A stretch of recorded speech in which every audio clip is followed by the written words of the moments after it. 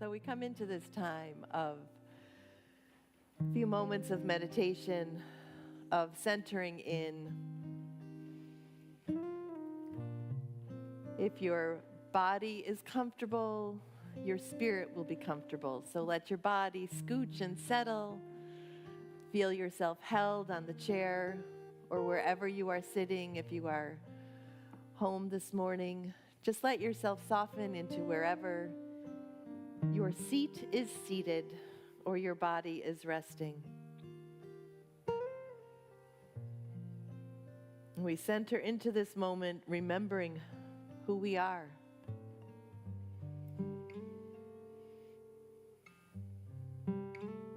Every breath we breathe is sacred.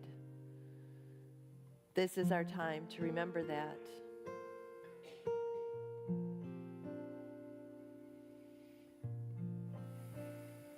To allow our words, the words we speak to be true, the words we sing to be holy, and to let those words, this silence, this breath, bring us closer to that sacred center, that source.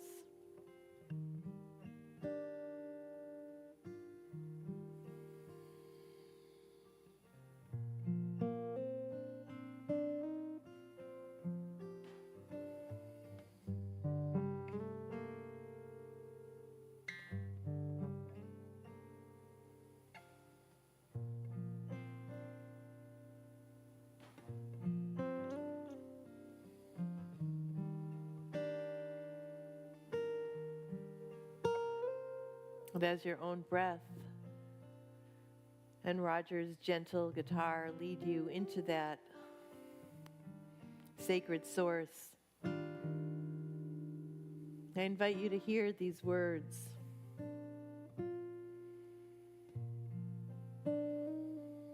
These words about the three faces of God. The way we give shape to those three words, those three letters that can carry so much weight.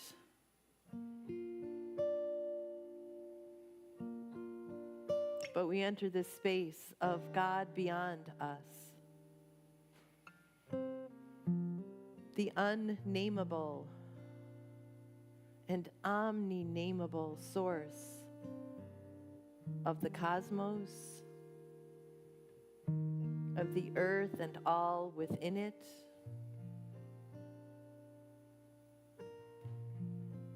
Creator that we have learned to call Father, Mother. Here we are.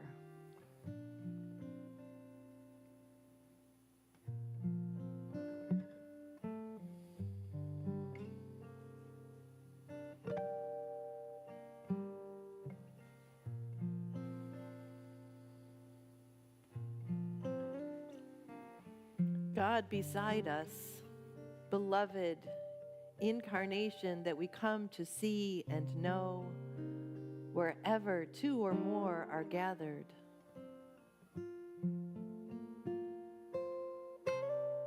Wherever we behold the beloved other as kin, here we are.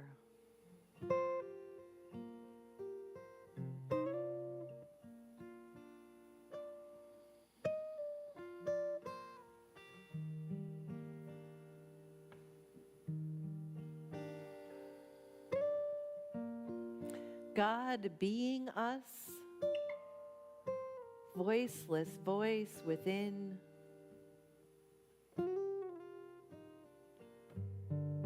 divine enlivening spark, embodied presence of I am in each of us. Here we are.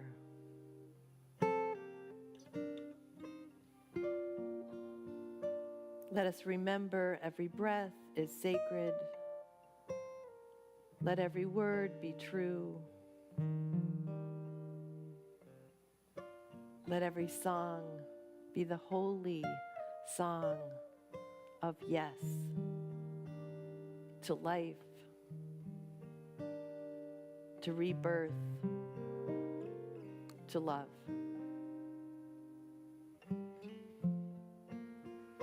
And so it is. Amen.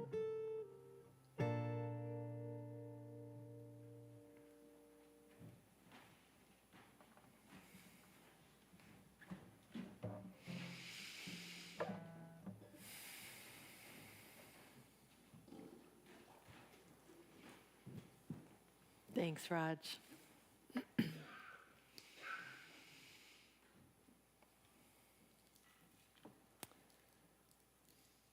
I found myself over the last few weeks lingering with the image of spring, of course, the season that holds Passover and Ramadan and Easter, the renewal of the earth, especially here in the Northern Hemisphere. The image that it brings bees into the building. Okay. It's a season of mud and bees and blooming. And so my Easter message today, I changed the slide, Raj. That's a picture I took last week, the first daffodil I saw, and it's blooming in my other son's front yard. It's in Billy's front yard. Mud and blooming.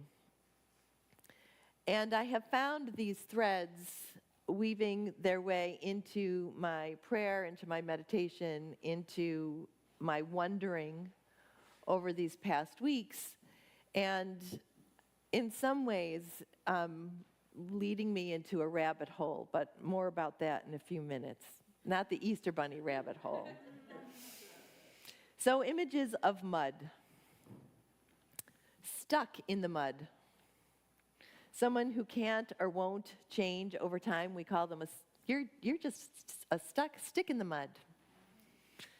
But I also recognize that there have been times in my own life, maybe you will recognize this too, when I have been stuck in the mud of a relationship in need of rebirth, in a job that felt stifling. Not this one, was the one I came here from. Just to be clear. A situation where I am so bogged down in the mud that I can't get myself out of it, and at the same time, it feels kind of familiar and safe. And if I do get myself out of that mud, am I gonna have to change? And maybe I don't want to. Or maybe I don't feel ready for that. So there's one image of mud that I've been grappling with.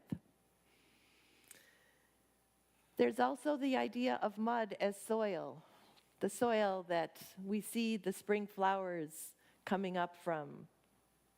But I also was very aware of mud as soil as a metaphor when on March 25th, I attended Father Leo O'Brien's funeral and felt that specific root system of my spiritual life. That community in particular, where I know Roger from for 40 years, where so much of my family's life when my kids were young and we were raising our family there, so much of our life revolved around that spiritual home, that spiritual community. And so I felt the gift in this family reunion feeling of that funeral, that those roots are part of me. I recognize that those same roots are part of my childhood faith. They're very much part of my root system from my mom and dad and my family lineage. And yet, as I listened to the words of the song, "Here I Am, Lord," that is an ordination song that was part of my ordination, that was sung at this priest's funeral with rows of priests there in attendance. I also felt, even listening to a very pastoral bishop in that tradition, oh, my roots have been transplanted. This home does not have room for me in that way anymore. And many of us come to Unity with transplanted roots. It's an unusual thing to meet somebody who grew up in a Unity church. We're a lot of formers here. And one of the things that is beautiful about especially how we live that here is you don't have to forget your root system.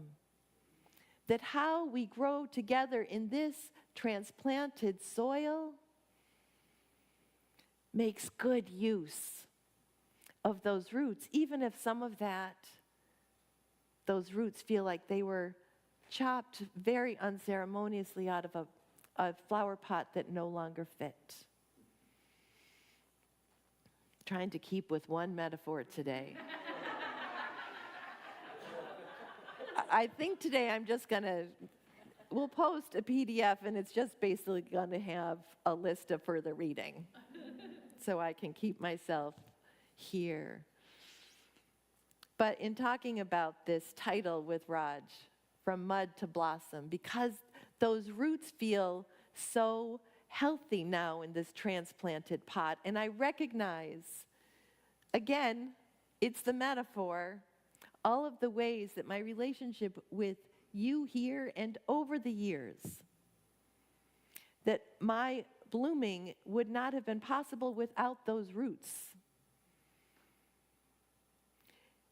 And Roger sent me in the direction of the beloved teacher Thich Nhat Hanh, who wrote a book, No Mud, No Lotus, The Art of Transforming Suffering. The art of transforming suffering. Everyone knows we need to have mud for lotuses to grow. The mud doesn't smell so good, but the lotus flower smells very good. If you don't have mud, the lotus won't manifest. You can't grow lotus flowers on marble. Without mud, there can be no lotus. So spurred on by that muddy wondering, I have gone down a rabbit hole, reading and thinking and chewing on and walking with, praying with, what does any of this mean today? What does it mean, mud and blooming, Lent, Maundy Thursday, Good Friday, Easter, Passover, life, death, resurrection, rebirth, curiosity, renewal? What does any of it mean today?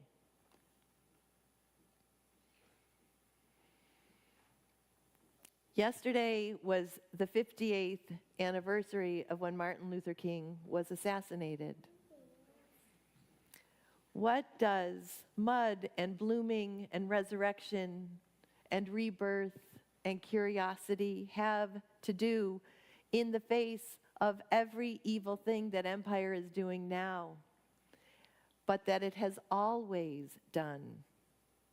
And what does that mean on my own spiritual journey and on our journey together?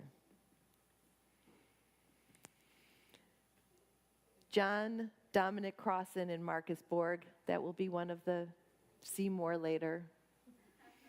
I've referred to them a couple of times over Holy Week because they have this powerful book, The Last Week, What the Gospels Really Teach About Jesus' Final Days in Jerusalem. We looked at those two processions on Palm Sunday. Focusing on the factuality of the resurrection stories often misses their more than factual meanings. Basically, getting away from did it happen this way? Doesn't matter. Get to what does it mean? If you're not sure about if it really happened like that, get back to, fine, now what do those stories mean? So on Easter, here are the first lines of the 4 gospel accounts of Jesus' resurrection, with thanks to Diana Butler Bass for putting them all in one place. From Matthew. After the Sabbath, as the first day of the week was dawning, Mary Magdalene and the other Mary went to see the tomb. From Luke.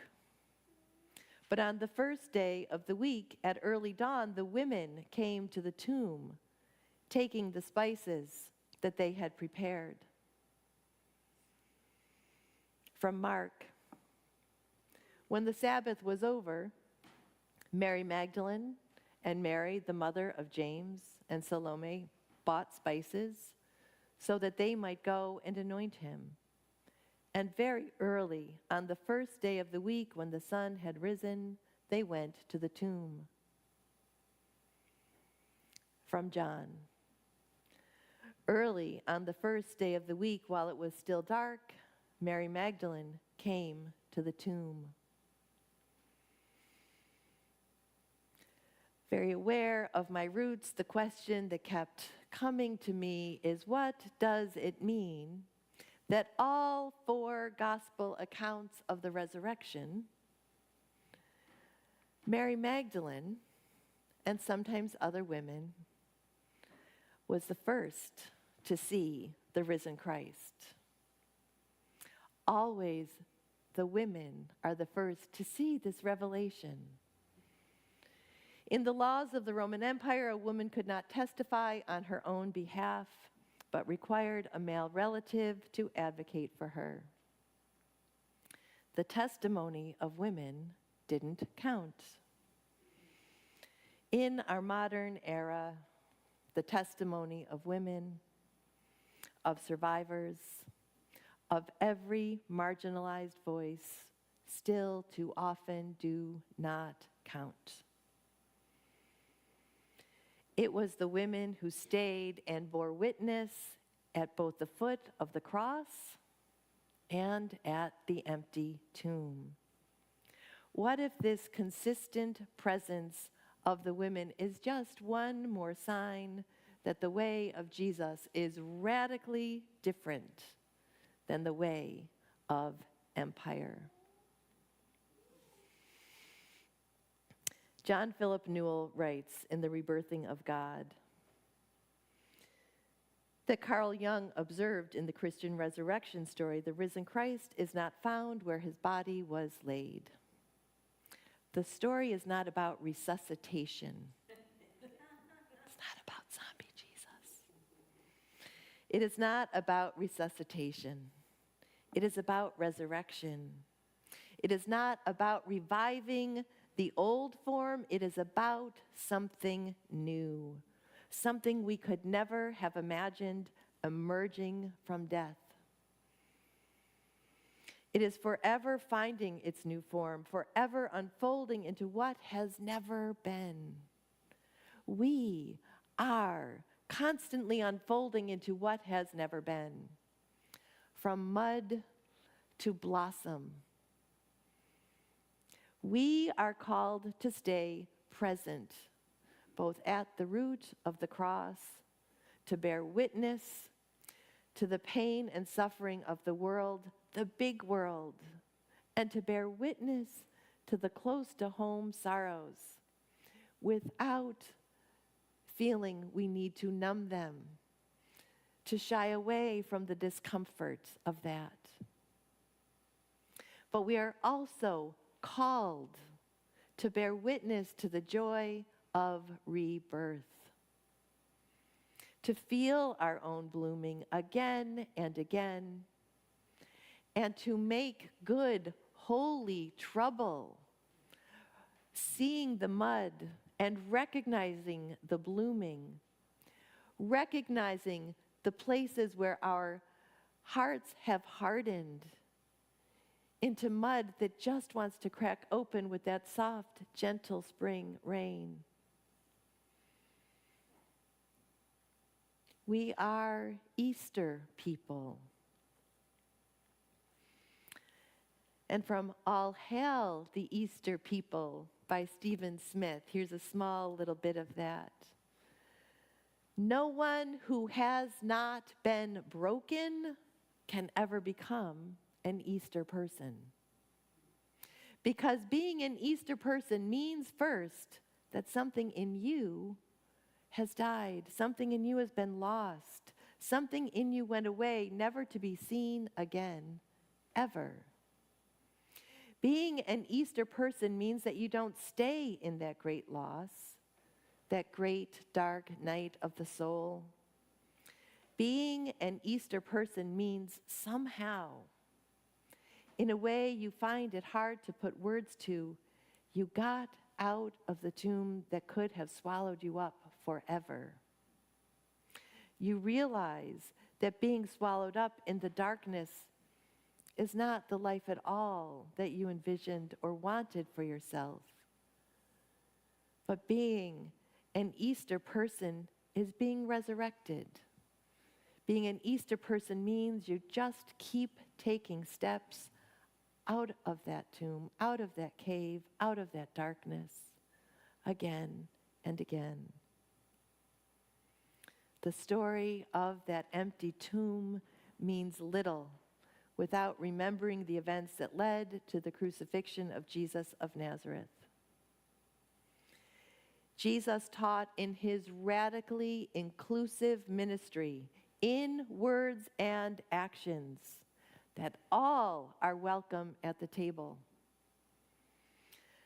In those words and actions, we're taught how to resist both the domination of empire and the collusion of the powers of religious, powerful, when they are colluding with empire to not disturb, to go along with out of safety.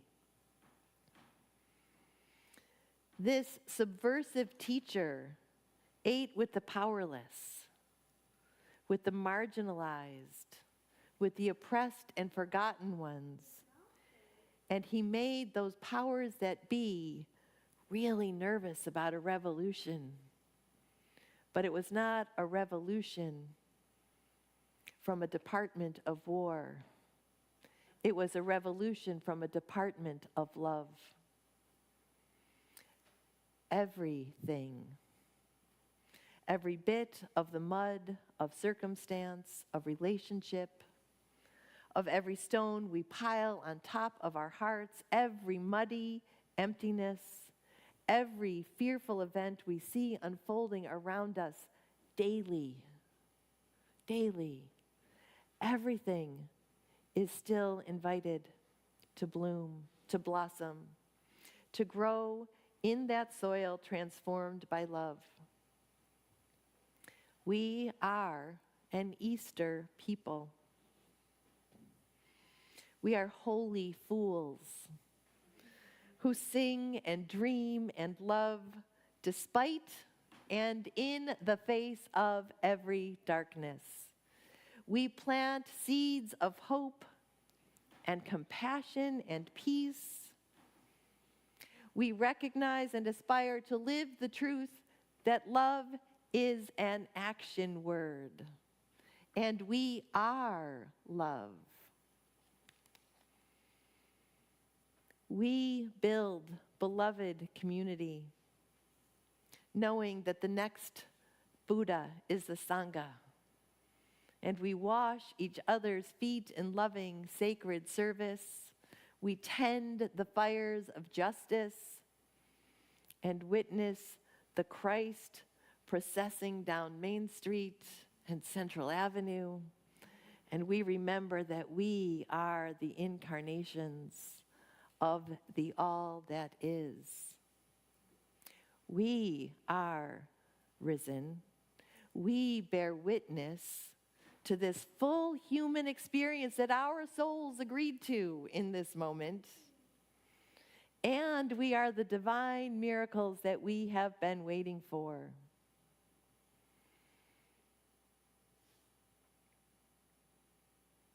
He is risen.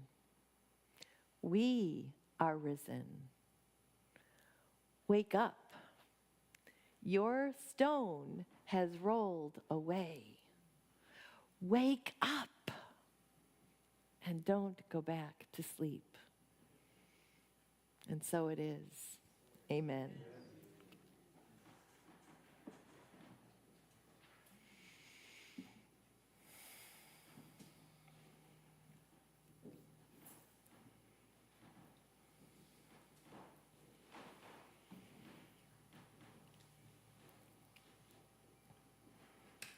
In just a moment, our butterfly nest will go around, but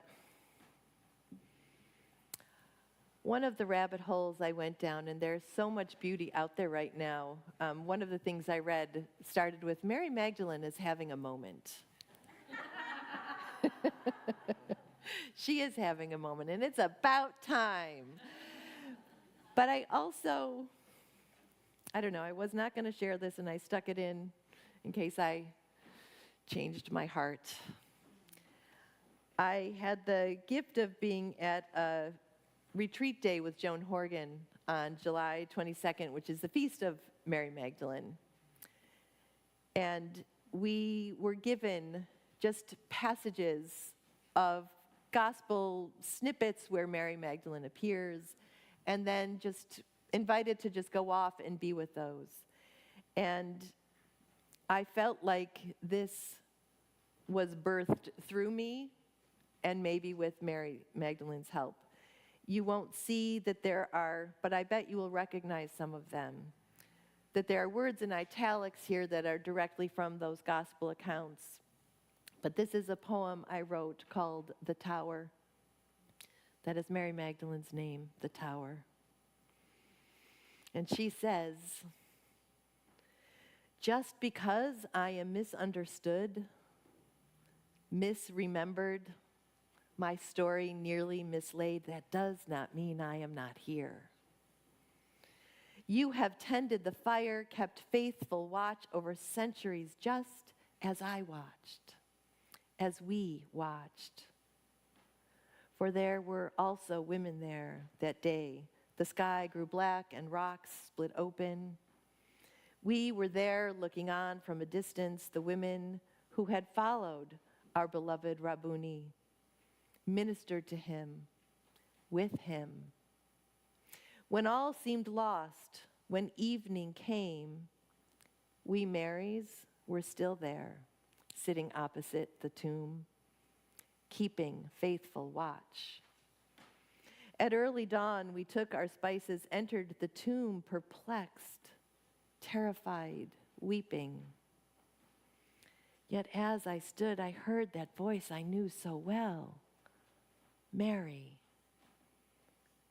And the unbelievable is made real.